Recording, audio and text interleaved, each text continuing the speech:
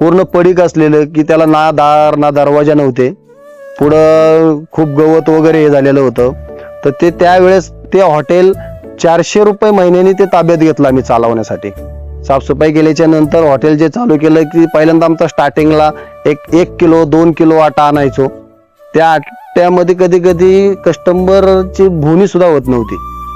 ज्या गोष्टी आणायचो किराण्यामध्ये त्या फक्त घरीच बनवायच्या आणि खायच्या, एकही कस्टमर होत नव्हतं.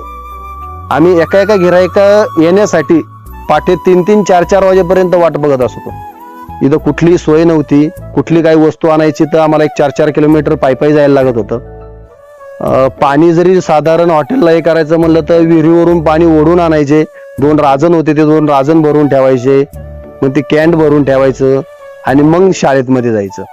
आता मी साधारणपणे मला आठवतं तसं मी 4थीला असेल. वडील भाज्या बनवायचे, आई रोट्या मारायची, पाट्यावरचं वाटण वाटायची, भांडी पण आईच धुवायची आणि मी आपलं वडिलांच्या हाताखाली वेटर काम करायचो.